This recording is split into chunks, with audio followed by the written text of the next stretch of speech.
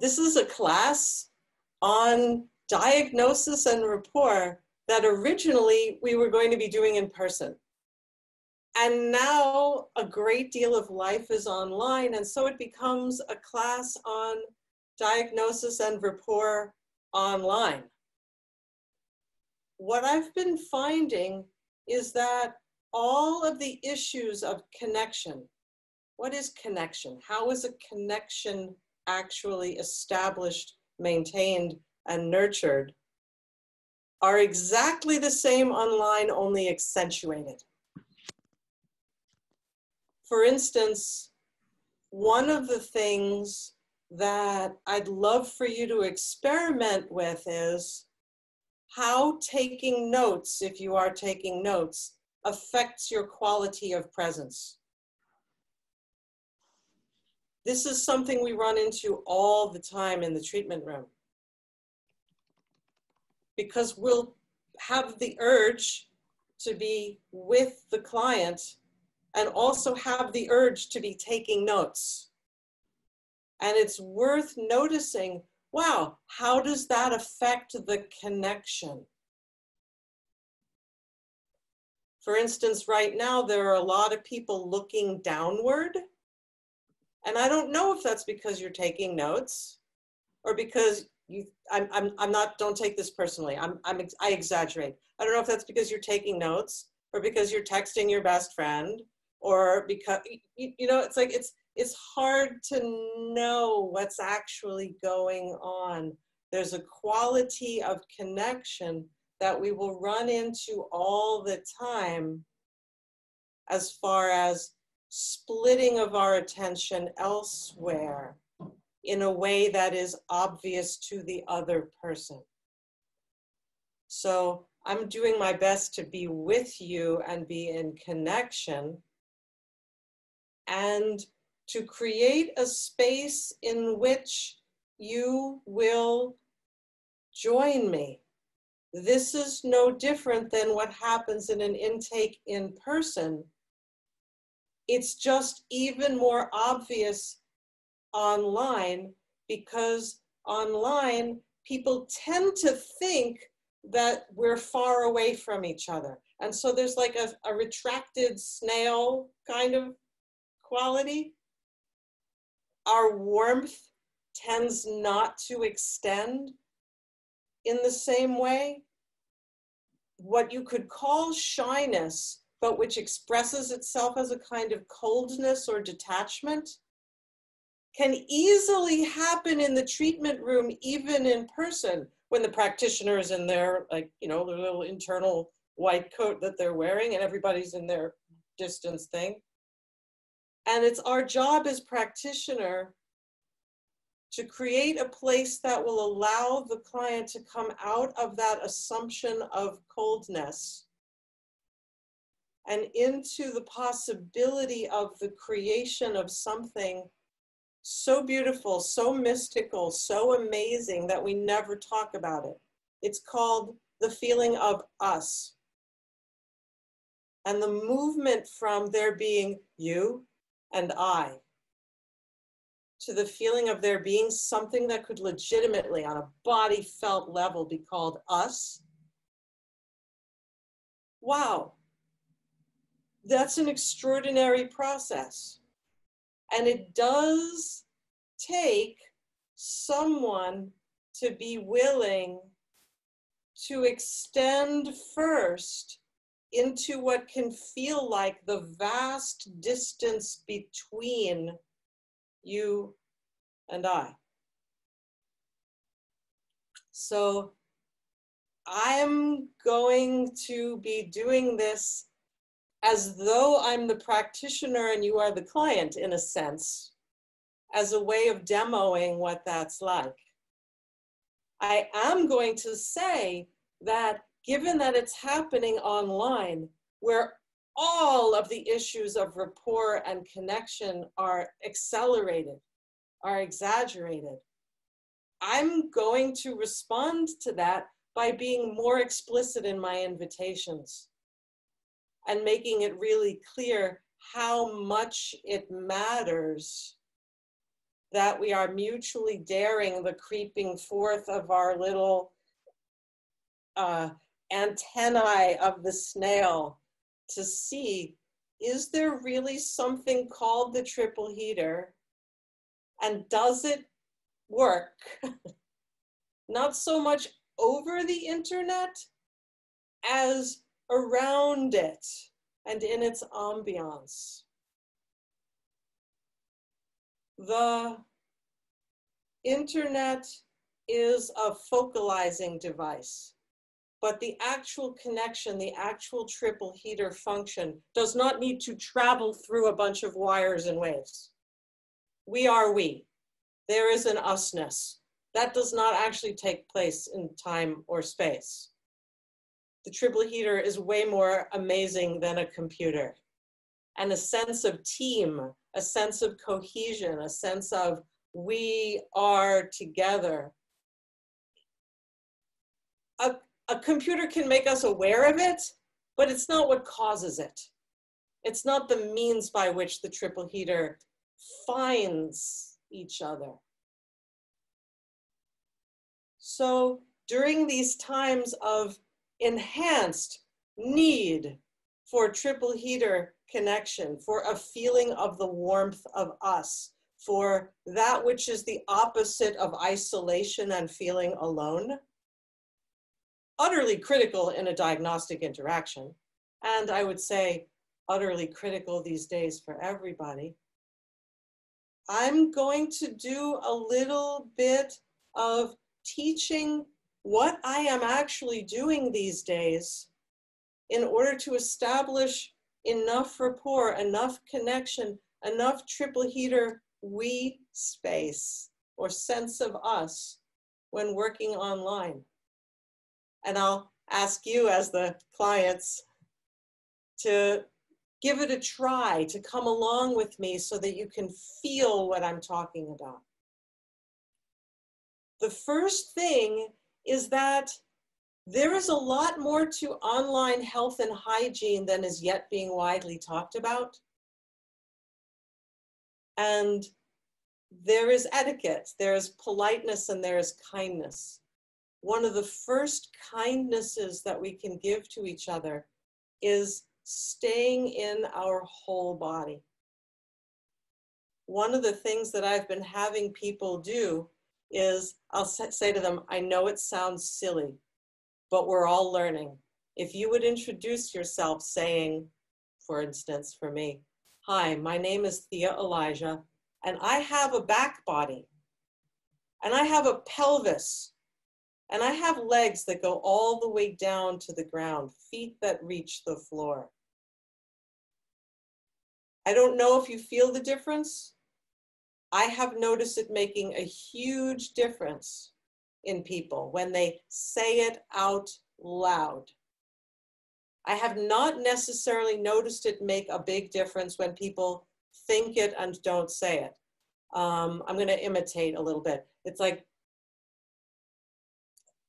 yep, I'm thinking it. I'm thinking, yep, sure, I have a back body. Of course I have a pelvis and legs, and my feet go down to the ground.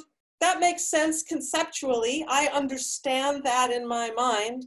And you can see, how does it feel? How does it interact with you when I'm with my IQ completely comprehending that, of course, I have a back body. And of course, I have hips and legs and feet. And it's like, yes, the idea of groundedness is a very nice idea. I will stop doing that because it is impolite. Literally, when I do that, I am sucking you up into a dissociated state.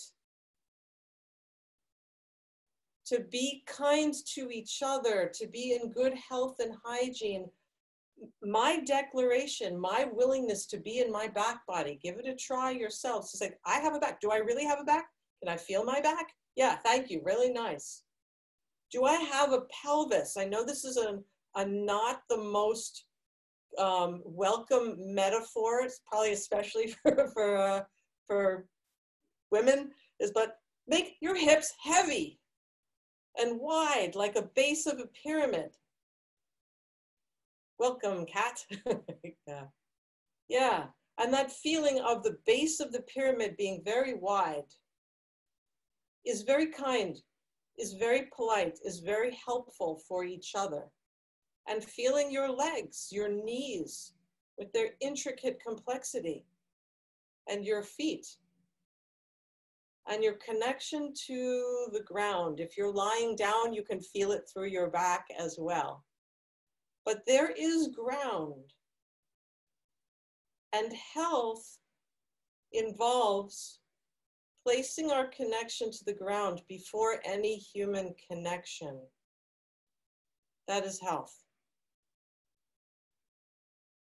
From that place, we can then invite our client or any other dear one to whom we are speaking to place their connection to the ground before their connection to us. What an enormous gift that is. I'm going to be impolite again for a moment just to show you. When we're pulling someone else into us, when we don't put our connection to the ground first, then what we do is we start trying to ground through other people and pulling them up out of their connection to the ground so that they relate to us. It's a kind of, hey, like, I call it peanut butter and jelly sandwich relating. I'm the peanut butter, you're the jelly, come on. Let's do this thing. And if you don't do this thing with me, then I'm kind of left energetically cantilever and kind of hanging out there. So apologies. I hope that made sense. Give me a thumbs up if you felt the difference there.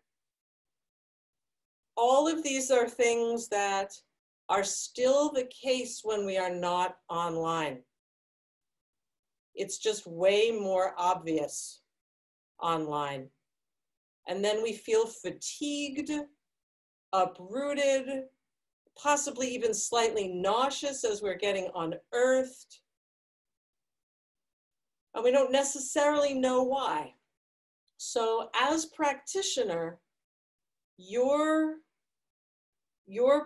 mandate is to sound the note of health first. To go ahead and say, I have got a back body.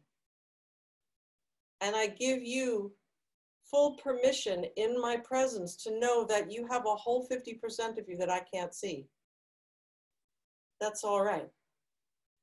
And to have a pelvis, which is a deep resource. And to have knees and feet. Yeah, welcome. Good. Hey there. We are talking up now. There's another one coming in too. So now you're going to hear a little bit of repetition so that I can greet these folks. But as you hold the group heart, which I would say we now have, there is a sense of we, there's more of a field. It'll move much more easily. We're talking a little bit about online health and hygiene, which is exactly the same as in person, just way more accelerated. And so, and as part of the exploration of how do we create the kind of connection that allows someone else to feel that there is such a thing as us, and that is a field within which we can explore who we are, which of course is necessary for diagnosis. So one of the things I've been doing is inviting each of us to be, even though we are only showing up from our upper body and our front, to feel your back body.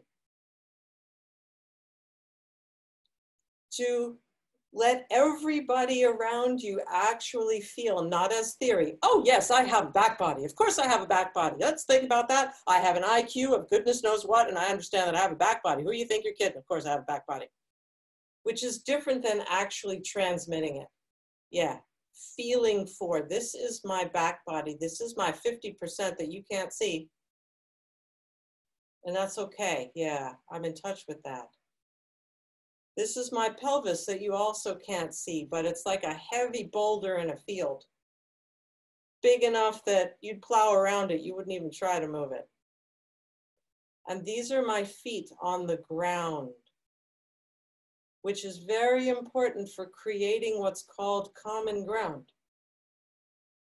Among horses, among dogs, wolves, all the four-legged mammals, power, dominance, inclusion, all of that is brokered through the feet. And when we are in client-practitioner relationship or teacher-student relationship, or unfortunately many other relationships, we are in a relationship of socially constructed power imbalance. This is true whether we're online or not. It's just accelerated online. So it actually matters what we're doing with our feet and the message we're sending with our tree roots into the common ground. Am I saying, let me see if I can do this, like, I'm the boss and I'm gonna be boss of this town and I'm gonna crowd you out with my tree roots and you can be right around my periphery. Apologies. Or am I gonna be, which is what I recommend for all of us, what I'd call a sharing tree. A tree who, whatever my height, whatever my girth, my roots are here for the community, both to give and to receive. Again, not theoretically. I'm gonna feel it's a little bit rude. Yes, theoretically, I understand the idea of my tree roots sharing with everybody. Got it. I'll take a note about it. Versus, I have to come back into my back body to come back and my pelvis to come back. And my recommitment to a kind of showing up that we could easily fake, but not really. So much of what happens on the practitioner's part, as far as establishing rapport, establishing a comfortable we space, has to do with all kinds of ways of actually showing up rather than kind of faking it, but actually being in our snail shell.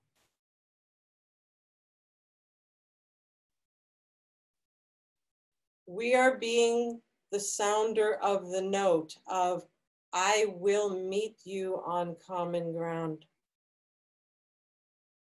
In a simple, inclusive dynamic, just waiting to see what might our tree roots share. This is very important in person in the treatment room, where there is always already a socially constructed power imbalance, and there may be other levels of that as well. And it's exaggerated, accentuated here. Okay. I'm feeling a certain amount of entry level gladness to be together, feeling of common ground. The next thing that I often do when I'm working with people online is, I'll again admit that it's a little bit silly. It feels a little bit artificial, but I will secondarily introduce in and ask other people to introduce in, saying, hi, I'm Thea Elijah, and I am seeing more with my heart than with my eyes right now. You might want to do it on mute just so that it's not a cacophony, but I would ask if you would give a try to putting your hand literally on the center of your chest and saying, saying your name and saying, I am seeing more with my heart than with my eyes right now.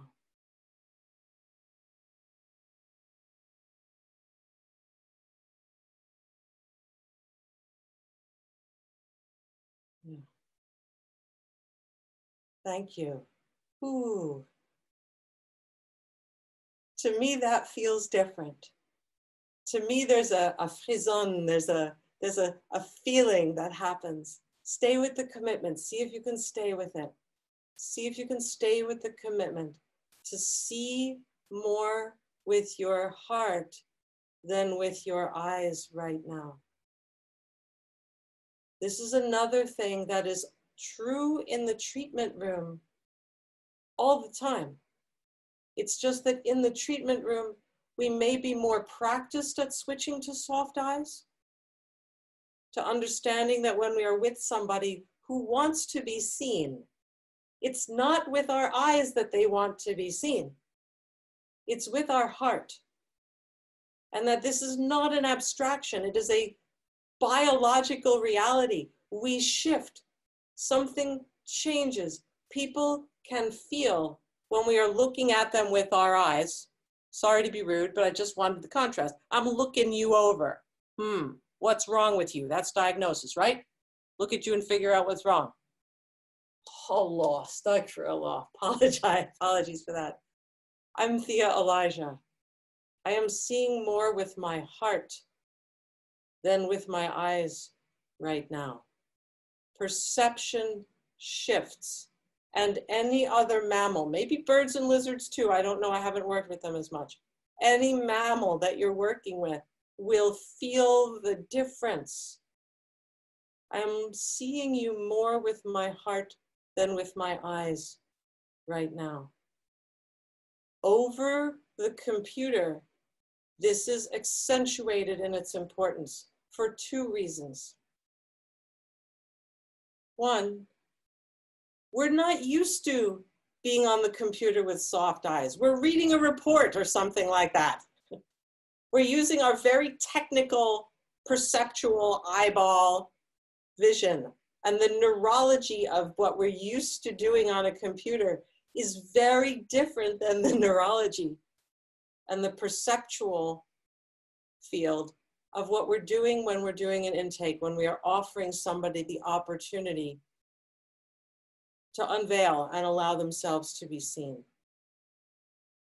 Two, another reason why it's more important over the computer is that it's so much less fatiguing to be with people who are in soft eyes, to be with people, not spaced out eyes.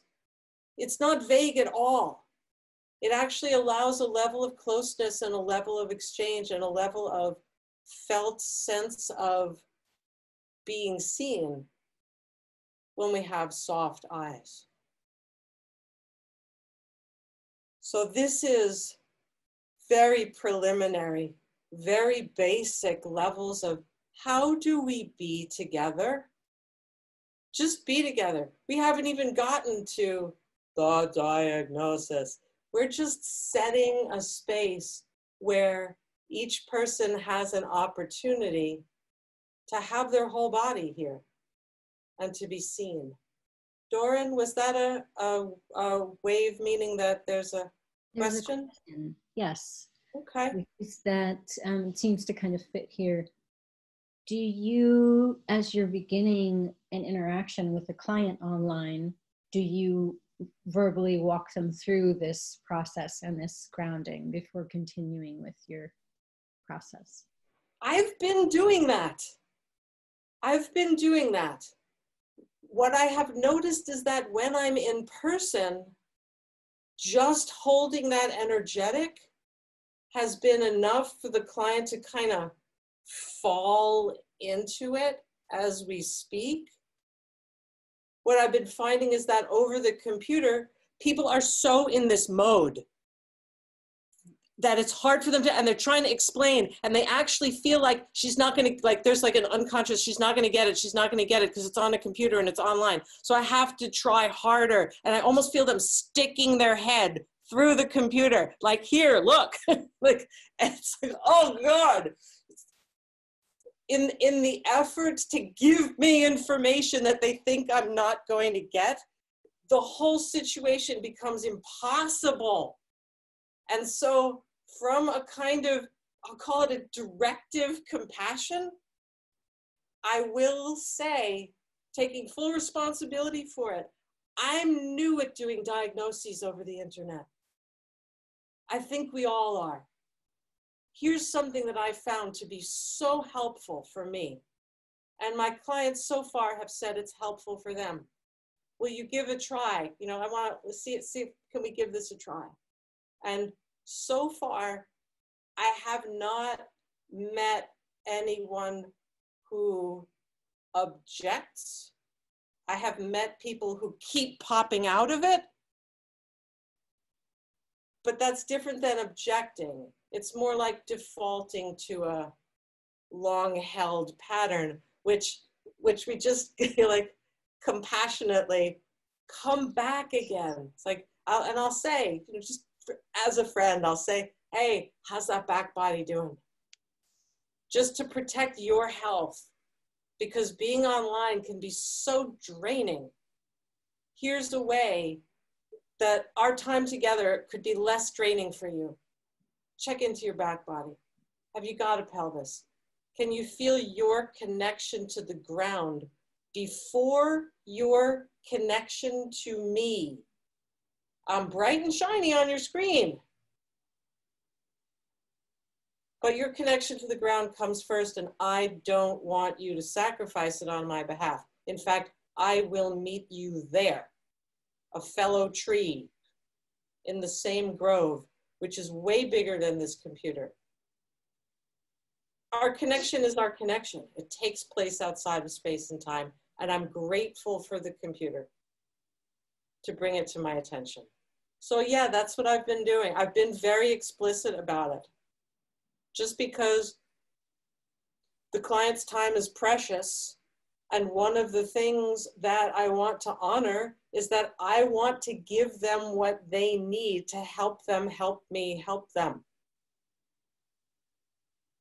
And come to where we need to meet as soon as possible.